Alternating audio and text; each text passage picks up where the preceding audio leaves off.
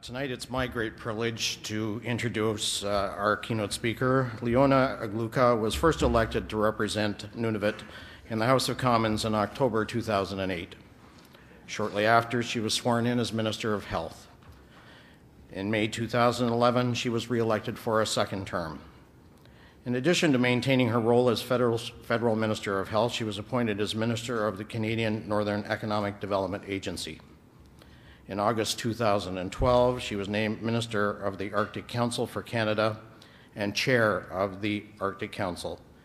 It's an intergovernmental forum for the promotion of environmental, social, and economic aspects of sustainable development in the Arctic region.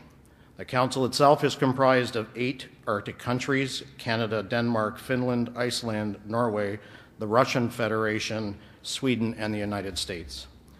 With the Minister as chair, Canada is in a better position to advance our Arctic interests on the international stage. In July 2013, after almost 5 years as Minister of Health, Ms. Aglukkaq was sworn in as Minister of the Environment, a position she continues to hold today in addition to her other responsibilities. Prior to entering federal politics, she served as a member of the Nunavut Legislative Assembly from 2004 to 2008. During her time there, she was elected by her peers to the Executive Council, served as Minister of Finance and House Leader before becoming Minister of Health and Social Services and Minister for the Status of Women.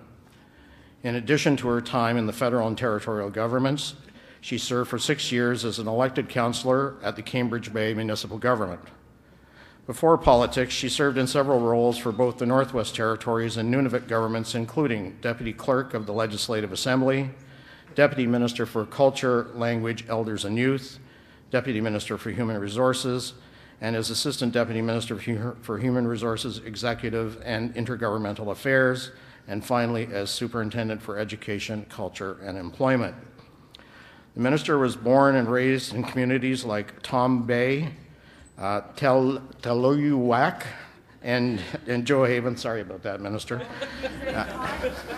And Joe Haven, where her mother still resides to this day. And Joe Haven is located about 250 kilometers north of the Arctic Circle. She has been around hunting, trapping, and fishing her entire life. This is one of the many reasons she was the ideal choice by Prime Minister Harper to lead the Federal Hunting and Angling Advisory Panel that was announced by Mr. Harper at the 2012 National Fish and Wildlife Conservation Congress that we led. HAP, which is made up of the 25 largest conservation-based organizations in Canada, reports to the Minister, who chairs all meetings of the panel along with her colleague Gail Shea, the Minister of Fisheries and Oceans. The panel works on a variety of issues involving conservation of our natural resources and the promotion of hunting, fishing, and trapping in Canada. During these meetings, I can say personally, it's been abundantly clear to all of us on the panel that this is a minister who gets it. She understands better than most of us in this room the need to hunt and fish, not just as heritage activities or as a means of recreation, but as a way of life and a means of survival in many cases. She understands that the role that hunting, fishing, and trapping have played in the development of this country, what they mean to her culture and the people she was elected to represent, and she understands the passion that everybody in this room who hunts and fishes shares for these activities. The Minister was gracious enough to join us this evening, even though it meant flying in from Iqaluit and Montreal, where her son Cooper is playing in a hockey tournament, and he won 7-1 and scored 4 goals this afternoon.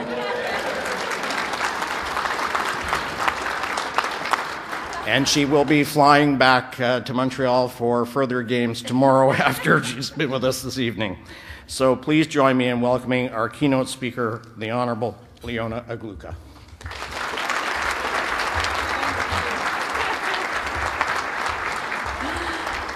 Thank you. Thank you so much. I want to acknowledge my colleagues who I see some of the faces here, but it's very difficult to see faces with the lights. I see Larry and I see Candice and I see Rob, and I don't know if any of my other colleagues are here. So if you're here, hello. Nice to be here, and it's great to be here at the Ontario Federation of the Anglers and Hunters 87th Annual General Meeting and Fish and Wildlife Conference. First, I would like to take this opportunity to thank all of you for your hard work and your valuable contribution that you make towards conservation. Your knowledge and your expertise provides a balanced perspective on conservation issues that benefit all Canadians. So with that, I want to say thank you to all of you for your hard work. This evening, I would like to talk about protecting our hunting traditions, our way of life, and our culture. I would also like to discuss some of the common challenges that we all face and the importance of working together to address them. But first, I will tell you a little bit about myself, where I come from, and the importance of hunting to the Inuit traditional way of life. I was born in Canada's Arctic and was raised in the Qitirmut region of Nunavut. Having lived in the north my whole life, I am proud to call it my home. Unlike anyone who is proud of their heritage, I never hesitate to stand up and defend it. In fact, that is why I chose to enter public service, to be the voice for the North in the South. For far too long, I had seen outside groups negatively impacting the traditional ways of life of Inuit people and life in the North. So in October 2008, I was elected to serve as a member of parliament for Nunavut. And that same month, I was honored to be appointed Minister of Health by Prime Minister Stephen Harper. So building on this achievement, as mentioned, in August of 2012, the Prime Minister appointed me Canada's Minister for the Arctic Council. The appointment of someone who was born and raised in the Arctic to this role reflects the importance our government places on the traditional knowledge and ways of life. In fact, under Canada's Arctic Council chairmanship, we have established several priorities that are advancing on the international stage, and two of which are directly related to the traditional way of life and culture. This is very important and something that I have personally championed, as the Arctic Council is a key decision-making body for the Arctic regions. It only makes sense to include the views of those who have lived there for thousands of years. So after all, the people who live in the Arctic are experts in what it takes to survive and thrive in such a harsh region. Where I grew up in the north, I still remember moving to a community and seeing electricity for the very first time, or the first time I saw a telephone, or the first time I saw a television. You couldn't go to Costco to buy your bulk food. You couldn't go and order your pizza. And there weren't stores to buy your warm Canada Goose jackets. So if you were hungry, you hunted. If you were cold, you hunted.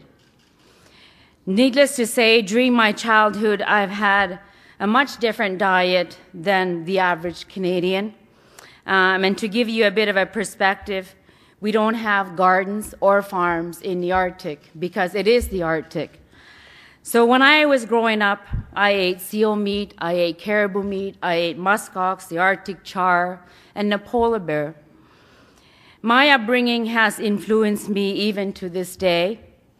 When I have dinner, I'm not necessarily crazy about the salads. I want a good solid steak with a lot of fat. And if it's caribou, that's even better.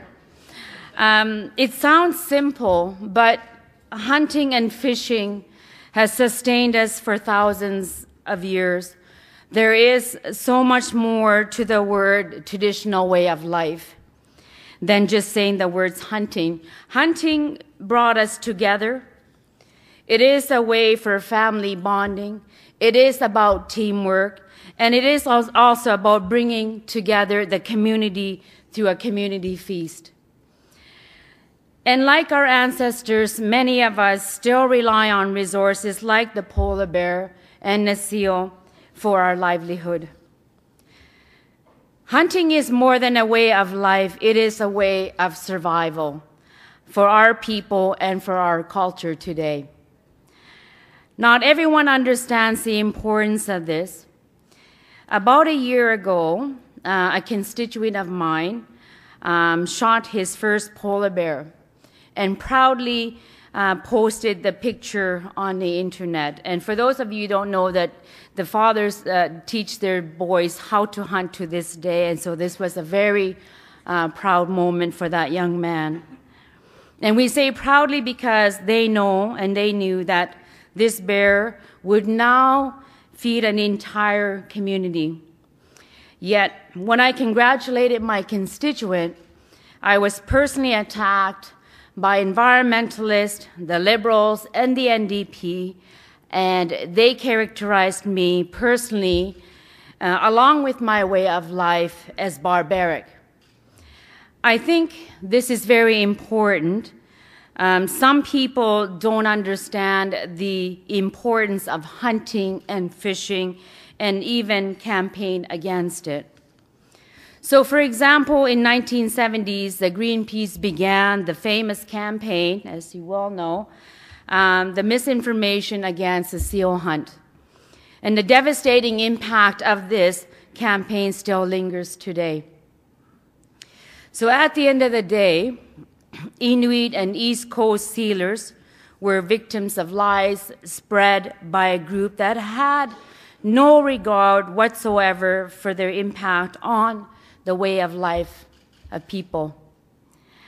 And this is a perfect illustration of why it is so important for us to stand up for our way of life. I have gone to Geneva to defend the seal hunt. I have gone to Russia to defend the polar bear hunt. And if anyone ever tries to take away your moose hunt, I will go wherever in order to also defend that hunt. I know we share a very similar perspective on this issue. Although my perspective on hunting is rooted in my northern heritage, I know all of you understand that hunting and fishing are integral to many of our cultures and not just for Aboriginal people. Indeed, Canada is a country of hunters, fishermen, and trappers. It is these people who have lived off the land, who have true appreciation and respect for conservation. I have always said that people who hunt or fish will naturally try to protect the environment because they want to make sure that they can go hunting or fishing next year and a year after and a year after. It is they who are true environmental stewards. That is why Prime Minister Stephen Harper created the Hunting and Angling Advisory Panel, so our government could ensure that your groups and the people you represent get direct input into government policies. So much like when I said Arctic Council must include the people of the Arctic because they are the true experts on that topic. Any discussions on conservation must also include hunters and fishers because they are the true experts on this topic. So since the creation of the advisory panel, the Ontario Federation of Anglers and Hunters has been an active and valuable participant, and our government is happy to have your continued contribution and your involvement. So far, the HAP meetings have resulted in productive discussions on issues such as the migratory bird and agriculture regulations, invasive species, recreational fisheries, conservation partnership program, and promoting hunting and fishing in Canada.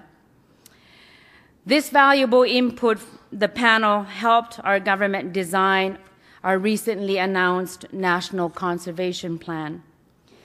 Under the National Conservation Plan, we were better coordinating actions while also launching new projects and programs to achieve 3 goals: conserving Canada's land and waters, restoring Canada's ecosystems, and connecting Canadians to nature. The National Conservation Plan included investments totaling $252 million over 5 years to support these goals, such as $100 million to secure ecologically sensitive lands, $50 million to restore wetlands, and another $50 million to support voluntary actions to restore and conserve species for their habitats. It also included 5-year investments in marine coastal conservation totaling $37 million and $9.2 million to connect urban Canadians to nature. I think one of the key areas to highlight as part of this plan is the investment in supporting voluntary action rather than having the government come and tell you how to do things. This now allows groups to take proactive actions on their own. And again, this is important because, as I said, you guys are the experts, the true experts. Since officially launching this plan last year, we have made substantial progress on stewardship efforts to conserve and restore lands and waters across the country. We have already secured almost 4,000 square kilometers of ecologically sensitive lands working with our conservation partners. We have added an area nearly twice the size of Vancouver Island to the network of federal protected areas. And we are continuing to create new parks, improve water quality, and protect species at risk along with their habitats.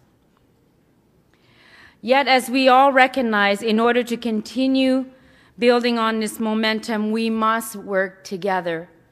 And this includes building on our partnerships with the provinces and the territories. This is why last month I hosted a federal, provincial, territorial ministers meeting in Ottawa to build on common goals and outcomes on conservation, on wildlife, and biodiversity. And for this meeting, again, our government wanted to ensure that hunters had a voice, and it was a pleasure to see Greg also co-present on behalf of the Hunters and Anglers Advisory Panel.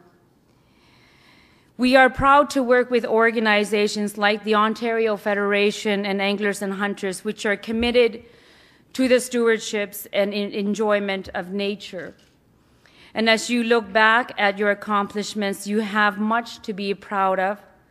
So for 87 years, you have been involved in such issues such as invasive species, anti-poaching, fisheries restoration, firearms issues, and hunter education.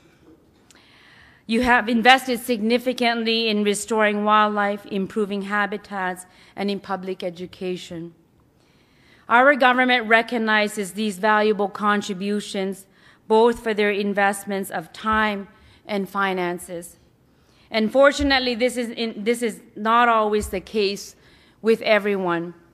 Just last week, Thomas Mulcair's NDP and Justin Trudeau's Liberals undermined the important role that hunters and trappers play in protecting Canada's environment and supporting our traditional way of life across the north, across Canada. If you can believe it, the NDP actually held a press conference to criticize the important work of the Standing Committee on Environment and Sustainable Development for choosing to study licensed hunting and trapping in Canada rather than carbon tax. To belittle hunters and trappers, along with the great work you all do to improve conservations across Canada throughout the country, is offensive. Personally, I am proud that the committee chose to study hunting, as I think this is an issue that deserves to be looked at. The opposition party's unfair attack on hunters has shown once again that they simply do not care about our traditions or about our way of life. And unfortunately, this isn't the first time, nor will it be the last time, that they have sided against us as hunters. I know you all remember the opposition that we faced with the repeal of the wasteful and ineffective long gun registry. It's needlessly and unfairly targeted law-abiding Canadians while doing nothing to reduce the crimes or strengthen our efforts to keep guns out of the hands of criminals.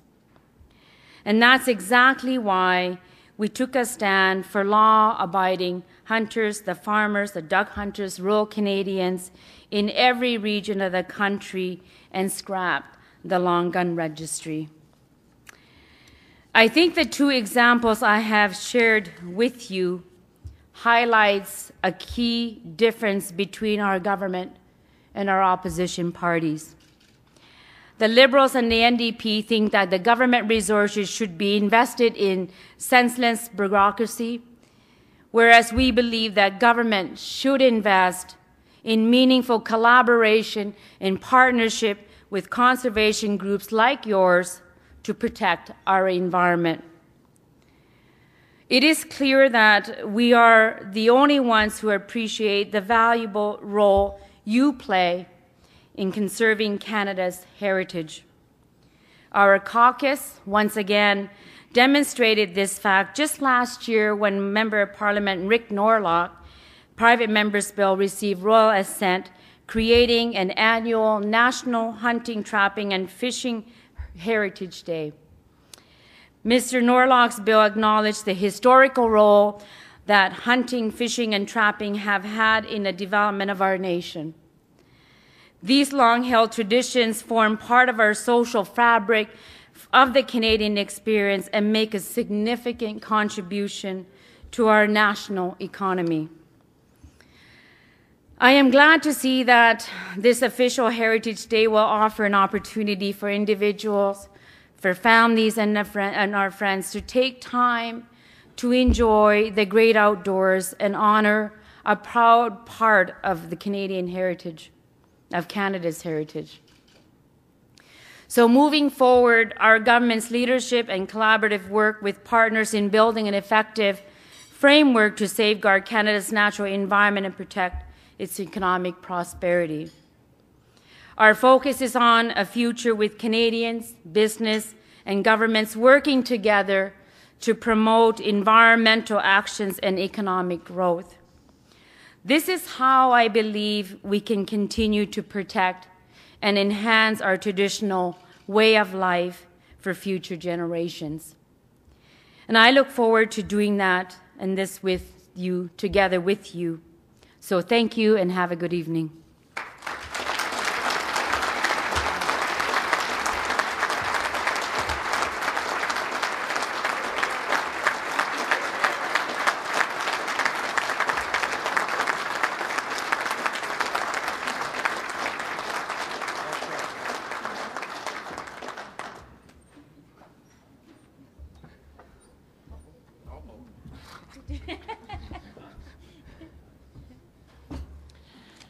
Well, thank you, Minister. I think we can all share the sentiments that the Minister brought with her this evening. And she alluded to the FPT, the Federal Provincial Territorial Ministers Conference that she hosted a few weeks ago. It is the first time that groups like ours were asked to come to the table and talk to ministers from across this country to tell them about why hunting and fishing and trapping and outfitting are important. And it only happened because of the lady sitting to my left. So thank you again.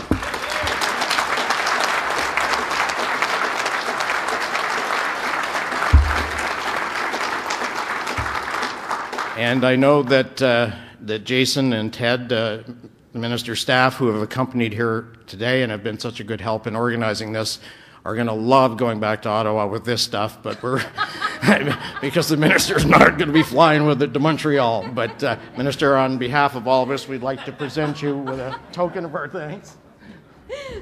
Thank you.